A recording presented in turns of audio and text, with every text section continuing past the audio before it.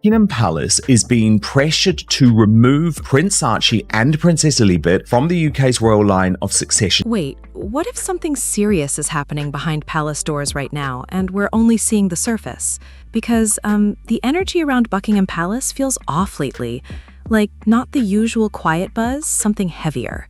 And Meghan, she doesn't seem as relaxed as people are used to seeing online. For a long time, it looked like she was playing things her own way. Carefully crafted moments, big interviews, everything polished and in control. Almost like the rules could bend a little if you knew how to move. But now, the tone has shifted, and fast. There are reports suggesting the palace is quietly reviewing details connected to Archie and Lilibet. Things like birth records and christenings, and how they line up with royal protocol. And if that's actually happening, this isn't small talk anymore. This is the kind of system where every detail matters, like nothing just slips through. Did Buckingham Palace or Prince William set a trap for Prince Harry and Meghan Markle, and were they gullible enough to fall into it? Why not, Father Calvin, just put the bill to Parliament now? Just strip them. Just strip them of their titles. I'm done. From the outside, Meghan always seemed fully in control of her story. But now, it feels different, like the script might have flipped a bit. Imagine thinking everything's settled, and then finding out there's a deeper review happening behind the scenes. That kind of pressure? Yeah, it hits different. And here's the thing. This isn't about social media or storytelling anymore. This is about records, structure, and long-standing traditions. People online have been quietly asking questions for a while. Nothing confirmed, just small details that didn't fully line up. But now, those same questions might be reaching a much higher level. So what exactly are they looking into? People think her kids are fake. They think they're AI. They think they're borrowed kids, like all these sorts of things because of Meghan and Harry. Harry and Meghan Markle's surrogacy scandal has entered the mainstream media domain. Okay, but here's where it starts getting intense, because something small turned into something way bigger, fast. Meghan shared what looked like a normal, sweet moment with Archie outside their Montecito home. Nothing dramatic, right? But, instead of calming things down, it actually brought all the old questions rushing back. Why does that keep happening? Every time new photos like that show up, the same pattern kicks in. People look closer, then closer, and suddenly they're asking deeper questions. Not wild claims, just noticing little details that don't fully line up in their eyes. And yeah, it's not just random chatter anymore. Buckingham Palace is being pressured to remove Prince Archie and Princess Elizabeth from the UK's royal line of succession until the Duchess provides absolute proof that she popped out both babies herself. There's a group of royal watchers who keep circling the same point. Why some official records don't seem to match the strict standards people expect. Because of that, there are reports palace staff quietly reviewed internal materials again. Press releases, medical confirmations, baptism details, all of it. Not for drama, just to make sure everything aligns properly. And here's where it gets a bit uncomfortable. One insider reportedly pointed out that some records looked incomplete, like missing expected details or not following the usual format. Now, that doesn't prove anything, but in a system built on precision, even small gaps stand out. So the question became, if everything followed the standard process, why doesn't it fully look that way on paper? Meghan entered this world like it was a Hollywood set, assuming she could rewrite the script, center herself in every scene, and edit out anything that didn't fit her narrative. And then they put out pictures of Lilibet, but it doesn't. You see her half covered, right. But what you always see is Meghan. So it's all about Meghan again. Privacy might have played a role too. The fewer official steps or witnesses involved, the more the system has to double-check things later. And here's the test. This review reportedly isn't coming from outsiders. It's coming from within the palace itself. Then one detail really caught attention. Archie's birth record, originally listing Rachel Meghan Markle, was later updated to a royal title. A small change, but in a system where records are usually final from the start, that's unusual. So now people are wondering, why make that change after the fact? And what else might need a closer look? Then when the baby was born, when Archie was born, that was another, in my view, a disaster, because I knew we was not going to get a picture of it. Everybody was hoping we would get pictures. Here's the thing. Royal birth records are usually airtight. Like, no confusion, no edits later, everything signed, sealed, and final from day one. So when a change suddenly shows up after the fact, yeah, people notice fast. That's just how this system works. And that's exactly why this situation stood out. Archie's record was updated, but there wasn't a clear public explanation. And that's when two completely different stories started circulating. One side suggested palace officials made the change without Meghan's approval. The other claimed she may have requested it herself. two strong versions, but no clear trail to confirm either. So naturally, people started asking questions. I do believe because there are no delivery certificates, and I heard stories early on around the time Archie was allegedly in utero and being born. I heard stories that royal staffers were not allowed to see or touch her abdomen. Then another detail popped up, and it caught attention quick. The traditional royal easel announcement, the one usually placed outside the hospital, was skipped. Now, that might sound minor, but it's actually a formal part of the process. It signals that everything was officially witnessed and recorded, and in this case, it just didn't happen. So people started wondering, why does something so structured suddenly look different? Not jumping to conclusions, just noticing the shift. Because when a long-standing tradition gets bypassed, it stands out. Obviously, when William was born and Harry was born and George and Charlotte and Louis, we got great pictures outside the hospital. I remember, and William and Catherine especially, they made such an effort to show the whole world their new. And then, just as things already felt complicated, Lilibet's situation added another layer. She was born June 4th, 2021, but unlike previous royal births, the announcement didn't come through traditional palace channels. It came from Harry and Meghan's team in California, with no familiar UK-based medical confirmations publicly tied in the usual way. Didn't like the surname Mountbatten Windsor. If you remember, in her first lifestyle series with Meghan with them forever, she says to Carling that her surname isn't Markle but Sussex. And she was desperate to get it. She said we never had a proper surname, and of course they did. Now, to be fair, that doesn't mean anything is wrong. But in a system where royal births are also official events tied to roles and structure, missing steps tend to raise eyebrows. So the question is, why do these moments feel so different from what people are used to seeing? Yeah, and here's where it really starts to feel intense, because when even one step is missing in a system like this, people notice. These processes aren't just tradition, they're how the monarchy confirms everything officially. So when those steps aren't clearly visible, attention goes up fast. More questions, more curiosity. You can feel it building.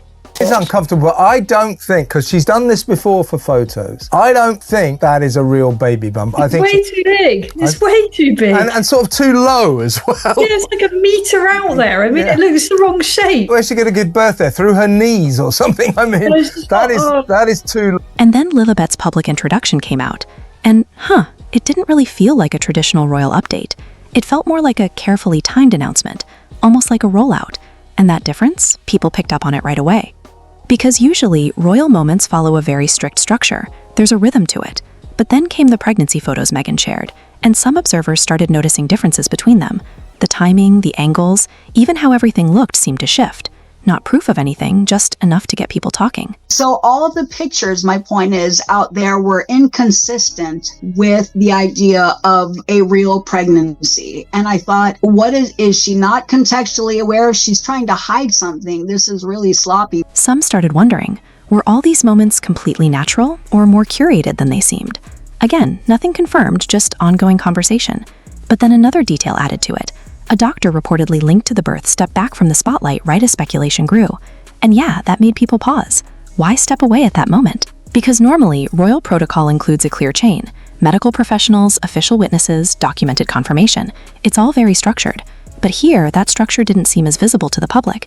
And that's where concerns started growing. Not personal, just procedural. Silence everybody and just produce a DNA sample or proof of delivery. If you had those things, it would be very easy just to put them out there and say, this is what happened. This is what it is. Then things escalated again when Lilibet's christening came into focus. These aren't just family events. They're formal ceremonies with specific requirements, usually tied to the Church of England and officially recorded. So when those usual elements aren't clearly seen, it raises one big question. Why does this feel so different from what's normally expected? It's one of the saddest things of all, Matt, of course, is that the children don't get to see their grandfather. That's really so awful because they're not getting to meet their cousins and to know their cousins. Such a shame. Okay, but this is where things get even more complicated, because Lilibet's christening reportedly didn't follow the usual royal path. It took place privately in Montecito, led by Bishop John Taylor from the Episcopal Church. Why not, Father Calvin, just put the bill to Parliament now? Just strip them. Just strip them of their titles. I'm done. And while that can still be meaningful on a personal level, it doesn't automatically line up with the traditional Church of England process the monarchy usually follows. And that detail, it mattered. Because without an official Church of England record, there's reportedly no clear way for palace archivists to log it into the system. No standard registry, no familiar paper trail, just a gap where confirmation would normally be. And that's what made advisors uneasy. Not the ceremony itself, but what it means structurally. This case about whether you think the birth was real, whether you think there was a surrogate, whether you think Meghan was wearing a moon bump. The fact is, Harry and Meghan lied. Buckingham Palace lied on their behalf. There was a complete cover-up over the birth of Prince Archie. Because the monarchy doesn't run on private milestones alone. It runs on verifiable records that match long-standing precedent. So here, the difference between private and official suddenly became a big deal. Prince William is clearly aware of the controversy surrounding these two children and their very odd births. It would be an easy way to remove them from the line of succession. Where's the DNA? Meghan, can we please look at all of these records? But if he was not satisfied, or if Prince Harry or the two children refused, potentially because there were question marks over the DNA. And just when it felt like things couldn't get more layered, the photos added another twist. What started as a simple look at holiday cards and portraits turned into deeper analysis. People had noticed small things before, but now the conversation was growing. Some images didn't seem to show the natural progression you'd expect as kids grow. In one holiday card, Archie appeared older than expected compared to earlier photos.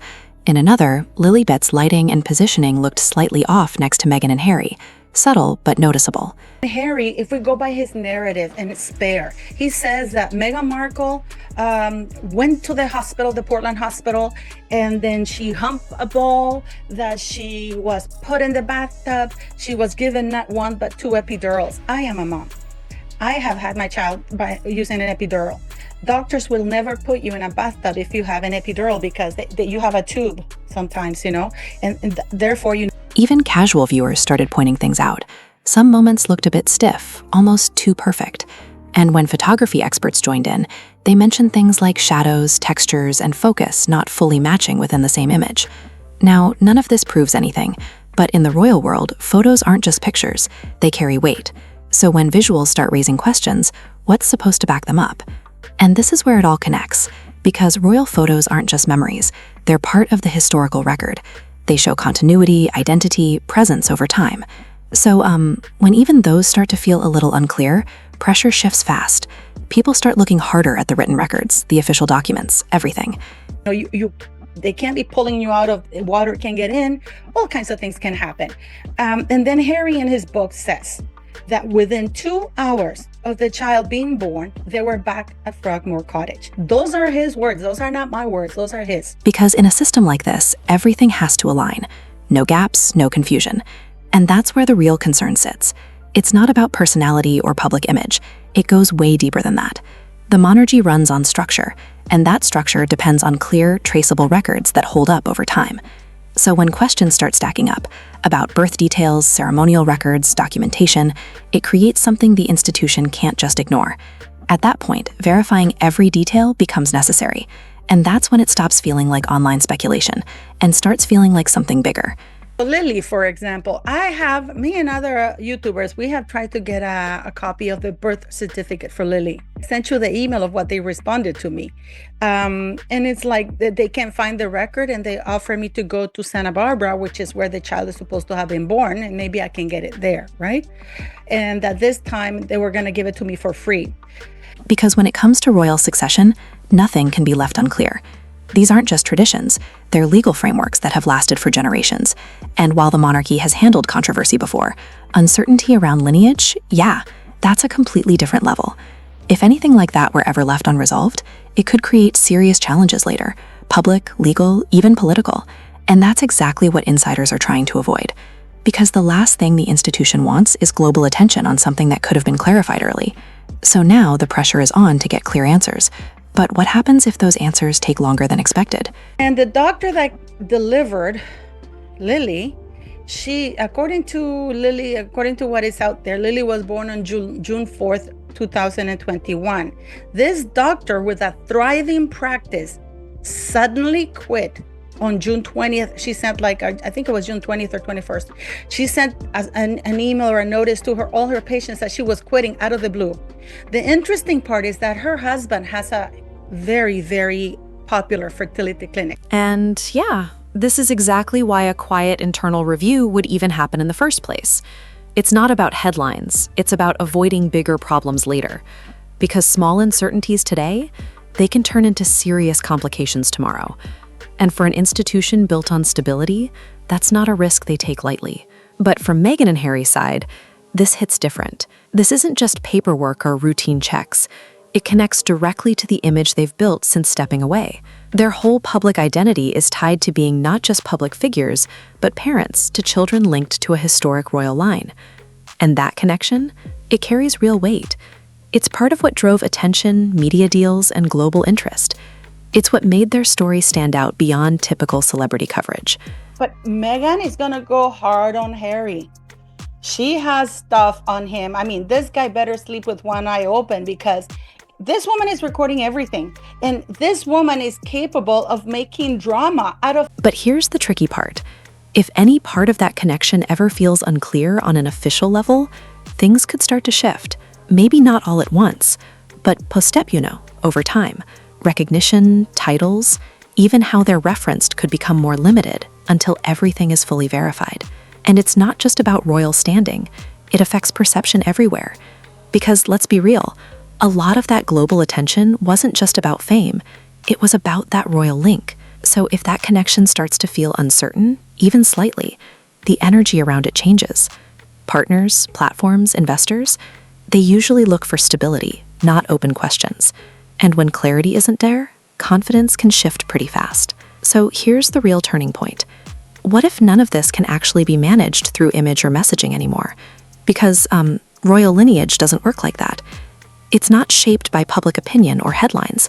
It's defined by systems that have been in place for generations. And that's why this situation feels so heavy behind the scenes. That royal connection has always been the key. It's what turned everyday moments into global stories, made things feel bigger, more important, more valuable. That's what drew attention, deals, and interest from all over. And for a long time, yeah, that formula worked. But now, this is where things start to shift. If anything ever comes back as unclear or incomplete on an official level, the whole dynamic changes. Not slowly, fast. Because at that point, it's not just a story anymore. It becomes a risk. And industries like entertainment, they don't like risk. Think about it. Why would major platforms invest huge budgets into something tied to heritage if that same foundation might later be questioned? That kind of uncertainty makes people pause. Streaming companies want stability. Publishers want credibility. And when even small doubts show up, deals start to look different. You might not see big announcements, but things change quietly. Fewer opportunities, slower conversations, doors that don't open the same way. No drama, just a shift behind the scenes. And at the same time, inside palace walls, the silence is intentional. The less that's said, the more controlled the process becomes. No leaks, no early narratives, just a system doing what it's always done, protected structure. Because at the end of the day, lineage isn't about storytelling, it's about verification. Meghan may shape public perception through interviews and appearances, but this runs on a completely different set of rules. Once a review like this starts, control of the story spreads out. No single voice owns it anymore. Every detail gets checked. Every gap gets looked at closely. Nothing is ignored. And whatever comes from it, whether it stays private or becomes public, it goes beyond headlines. We're talking about legacy, titles, long-term recognition, things tied to records that don't bend. So now everything comes down to one question. When proof matters more than perception, what actually holds up in the end?